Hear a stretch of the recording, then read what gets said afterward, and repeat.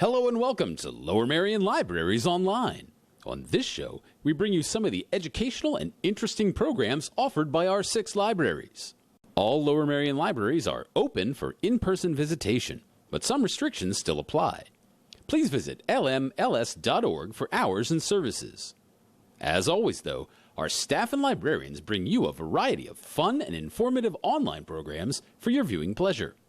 This is in addition to great benefits like our Museum Pass program. Get free admission to a number of local museums and attractions by checking out a Museum Pass with your Lower Merion Library card. Visit LMLS.org for links to each library's passes. And now, on to the videos. Miss Suzanne from Bala Cynwyd Library has a fun STEM project, Rubber Band Helicopters.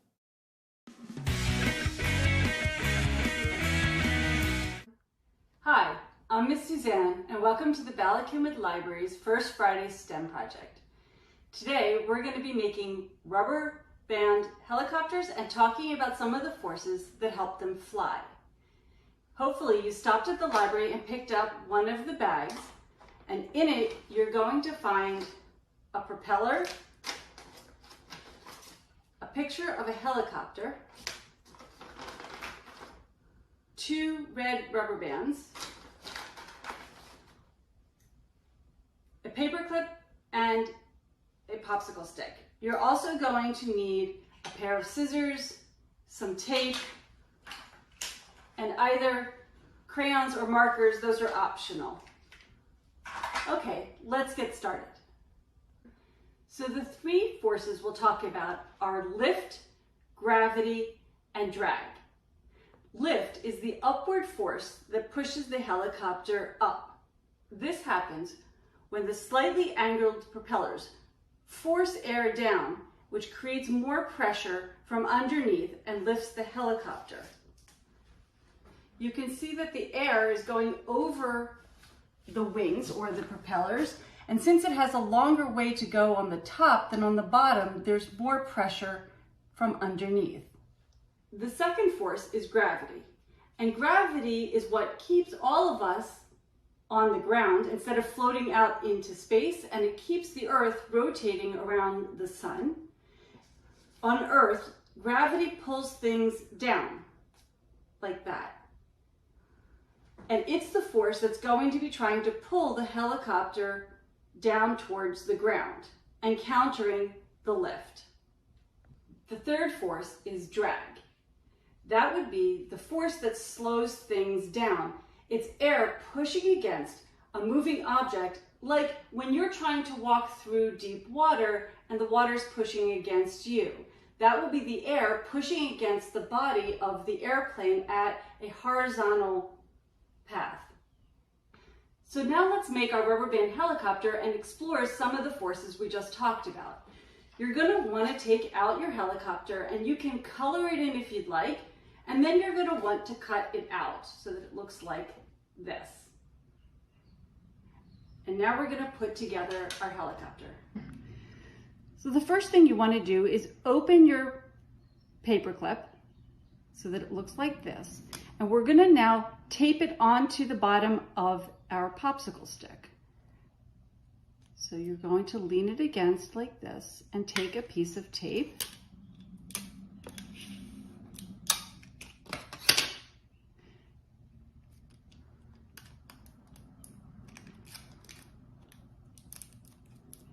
So that we have this. This is where our rubber band is going to hook onto.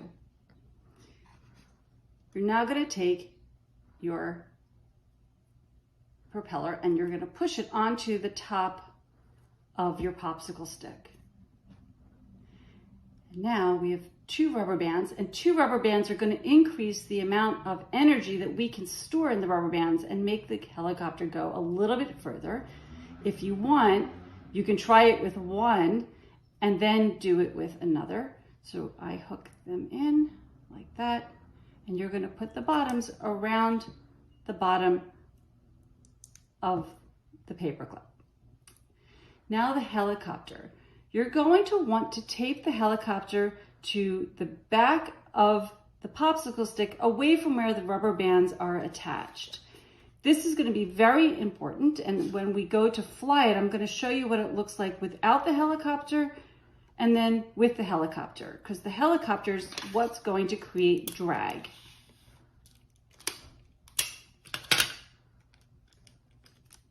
Make sure you do not put the tape under.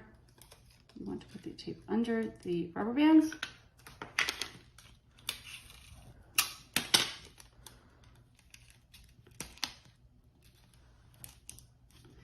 You can put a couple of pieces of tape so that it's on there really well. If you only have masking tape, that's fine too, whatever kind of tape you can use. So now that we've built our helicopter, what we're going to do is we're going to wind this helicopter. You can count 50 times, you might want to try it with 60 times, and we're going to see how far it gets, or you can just wind it until you can see the rubber band is beginning to double itself up. Now, I'm not going to let it go inside. I'm going to let the propeller go. Whoop. When you let the propellers go outside, it's very important to know that you have to let go of the bottom after you let go of the top. So you let go, you're going to wind the propellers really well, and then you're going to let go of the propellers and then the bottom, almost like 1, 2 or tick-tock, because you need to create lift under the propellers before you let go, or gravity is just going to do its job and pull the helicopter down. So you need to create the lift first that brings it and wants it to make the helicopter go up before it goes down. So let's go and experiment outside. Okay, now that it's all wound, remember to let go of the propeller and then the popsicle stick so that you can create some lift to go up before the gravity takes effect.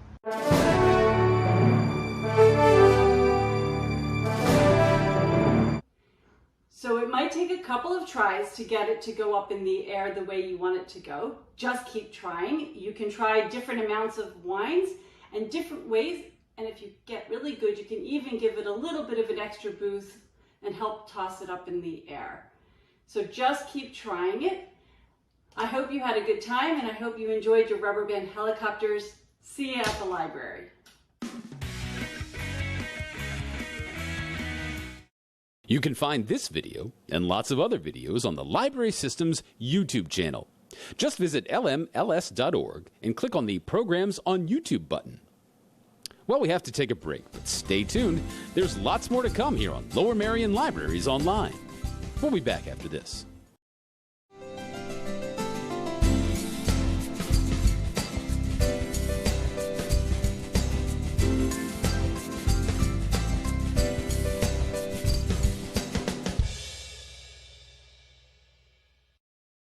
Welcome back to Lower Merion Libraries Online, where we feature some great virtual programs offered at our 6 Lower Merion libraries. And be sure to check out our blog for some great articles on fun and interesting topics, like some great music biographies or some great reads for that last beach trip this season. As always, visit lmls.org and click on the link at the bottom of the page. Now back to the videos. Miss Melody from Ludington Library has a fun treat for your fall campfire nights. Hey everyone, it's Miss Melody from the Ludington Library Junior Room. Welcome back to Try It Out with Miss Melody. Summer is coming to an end. We only have a couple weeks left, which is making me a little bit sad. And so today I thought that we would combine 2 of my favorite summer treats into one treat. So we are going to be taking s'mores and popsicles and putting them together to make s'more popsicles, just so I can hang on to summer just a little bit longer. S'more popsicles are super easy to make. You can make them in about 15 minutes, and then they only need about 2 hours in the freezer until they're ready to eat. To make s'more popsicles, you are going to need 2 cups of milk, 1 3.9 ounce box of chocolate pudding, a few graham crackers, about 4 of them, some mini marshmallows, about 30 of them, 2 tablespoons of butter, and a little bit of sugar if you would like. You're also going to need some tools. You will need some bowls and spoons to mix with, some measuring cups, and you will also need some kind of popsicle mold. This can be any type of popsicle mold. If you don't have a popsicle mold, you can make your own using just some paper cups with maybe a plastic spoon stuck in there, or you can make some teeny tiny popsicles using an ice cube tray. Our first step to making some more popsicles is going to be making the chocolate pudding filling. For the chocolate pudding filling, you're going to need 2 ingredients, 2 cups of milk and that box of chocolate pudding. You're going to put both of those ingredients into the bowl and stir them up. You can use a spatula or a spoon or even a whisk. Works really well to combine these ingredients. When you have combined them really well and the mixture is nice and smooth, you're going to put it into the fridge to cool for 5 minutes and let the pudding set. While your pudding is cooling in the fridge, you're ready to start making the graham cracker part of our popsicles. For this, we are going to be using 2 tablespoons of butter and about 4 graham crackers. If you also want to add 1 tablespoon of sugar to this, you can, but it's really sweet enough without the sugar. First, you're going to melt the butter in the microwave. This should only take a couple of seconds. You don't want it exploding all over your microwave. Also, make sure that you have an adult to help you do this. Then you're going to need to crush up your graham crackers into teeny tiny little pieces, kind of like a dust. I think the best and funnest way to do this is to put your graham crackers into a plastic baggie and then just smush them with your hands or your fists until they're in teeny tiny little pieces. Once your graham crackers are in a nice fine dust of teeny tiny pieces, you're going to measure out 1/2 cup of them and stir them in with your 2 tablespoons of butter. You're going to stir that mixture until it's nice and combined. Once your graham crackers are combined, you should be ready to take your pudding out of the fridge. It should be nice and set. And now we are ready to put together our popsicles into layers. We're going to start by putting about 2 teaspoons of the graham cracker mixture into the bottom of our molds. You're going to want to push down that mixture as hard as you can into the bottom so it makes a nice layer. Once you've put in your graham crackers and you used all of the mixture that you had, you're ready to start putting in your pudding.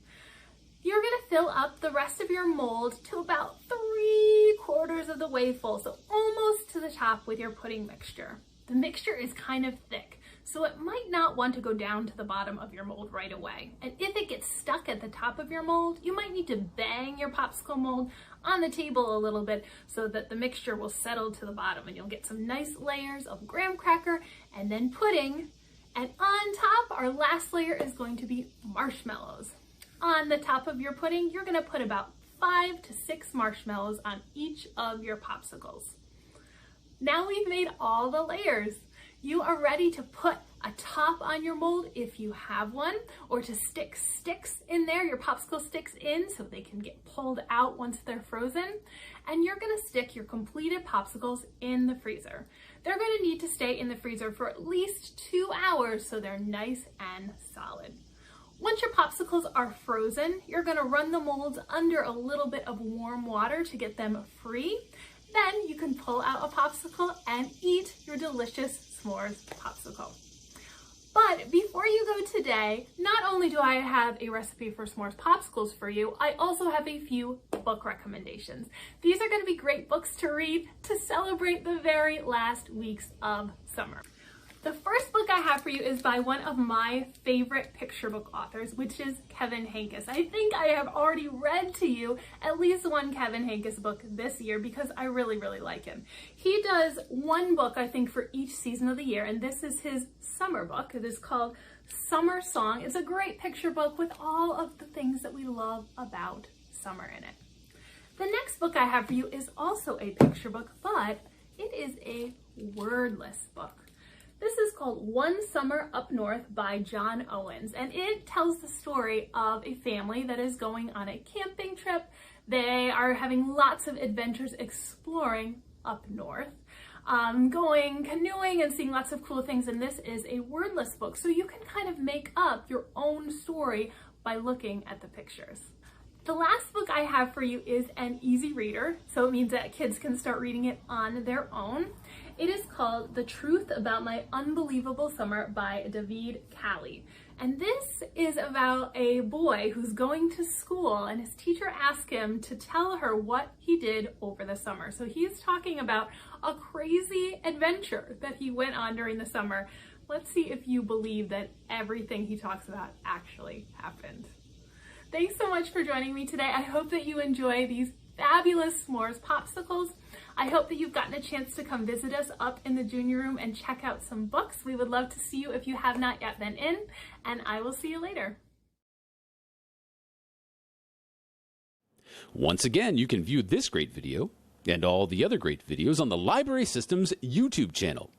Just click on the Programs on YouTube button on lmls.org. And be sure to follow the Library System's other social media sites on Facebook, Twitter, and Instagram. Well, we have to take another break, but please stay tuned. There's more great virtual library programming to come. We'll be right back.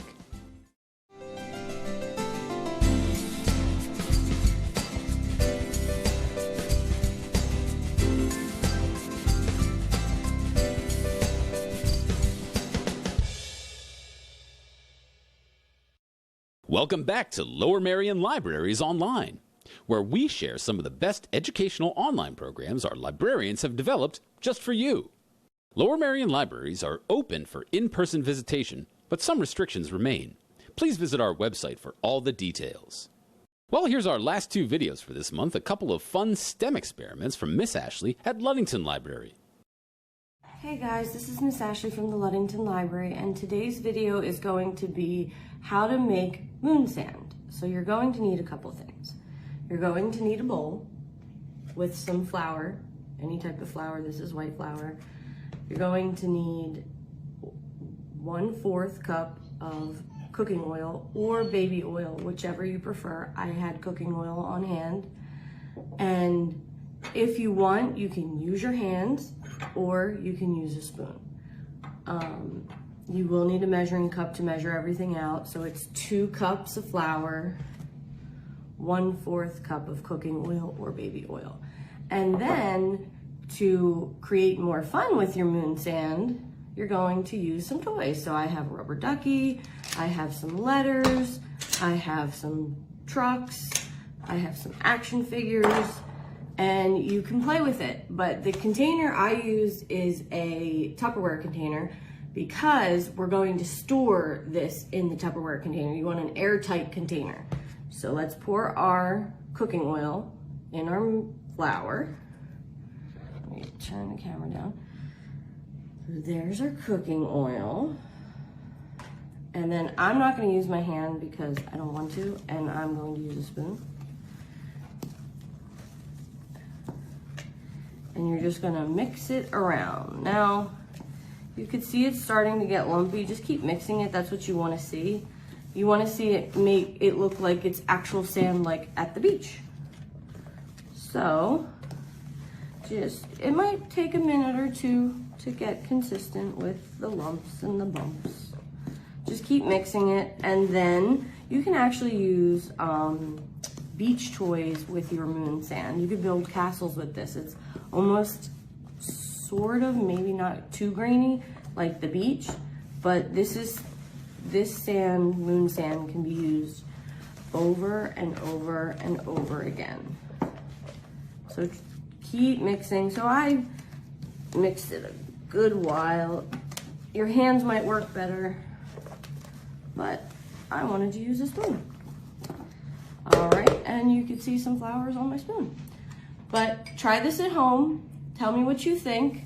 I hope you guys enjoy. Throw some toys in there. I'm not gonna throw mine because I don't wanna have to clean them up. But throw some toys in there, play around with it, and tell me what you think. Post on our Facebook page in the comment section of how it's going. Hi guys, this is Miss Ashley from the Ludington Library, and today's video is going to be a sonograph. So what a sonograph is pieces of anything that doesn't actually melt that you're going to stick in the sun on a piece of construction paper. And you're gonna put it in the sun for a couple hours, a nice sunny spot, leave it there, make sure, you know, it's not wet or anything, leave it there for maybe, I left mine when I did this all day, and I'll show you the end result. But this is what I want you to see, and I want you to do it. Get your piece of paper. I have 3 different colors. I have green, purple, and blue. And you're going to arrange your pieces on the piece of paper however you want. You can use quarters, dimes, nickels, spoons, anything that doesn't melt. It's very important. So I have monkeys, cars, Lego pieces, and an action figure. So on my piece of paper, I would take it out of the box, like so. And I would rearrange the piece. So you could lay it flat down, I'll show you like that, or you could stand it up so it shows only the base. And I also have, because we are continuing the theme of tails and tales for summer reading, I cut out a whale tail. I'm gonna put that on my picture, and a whale. And you can put it however you want. You can design this picture however you want. And a little cute little dolphin. And then get your other pieces too. You could fill it up really, really, really good. You know, I'm gonna put him straight down. I don't even know what, any experts out there who know what this is, please do tell, because I don't know what this is. I'd call it like a roller truck. I would say a dump truck, I think. I don't know. I'm not an expert. I don't have kids, so I don't know. I mean, I hang out with you guys, so, I mean, you kind of are my kids. But I don't know. Any truck children out there that know what this is, please do tell. So, I rearranged my picture, and this is how I want it to look. So I'll show you. Just like that. And you're gonna put it in direct sunlight. You could do this on a really sunny day when it's really nice. You know that it's not gonna rain. Or you could put it inside on something that's flat that won't move and let it sit there for a very long time. Now, I mean, I put mine inside on like the ledge of a window, and this is what happened. I don't know if you can see it, but these are the outlines of what I chose. So that's the whale tail, that's the dolphin, and that's the whale. And the longer you leave it, the darker the shadow will be, and then this part will bleach. So like the sun bleaches the piece of paper, which means it's making the background of this piece of paper lighter. So try it at home, tell me what you think, let me see your design, post a picture, we'd love to see you. We are open in the junior room, we are doing summer reading, come join us, come get your prizes every week, come get your bag to start summer reading, and we hope to see you soon. You can find this video and lots of other videos on the Library System's YouTube channel. Click on the Programs on YouTube button on LMLS.org. Well, we're out of time for this episode, but please tune in again next month for more of the best online programs from our 6 Lower Merion libraries. You can visit LMLS.org anytime for more information, including a weekly schedule of programs, story times, and a whole suite of apps and websites with links to a huge variety of content.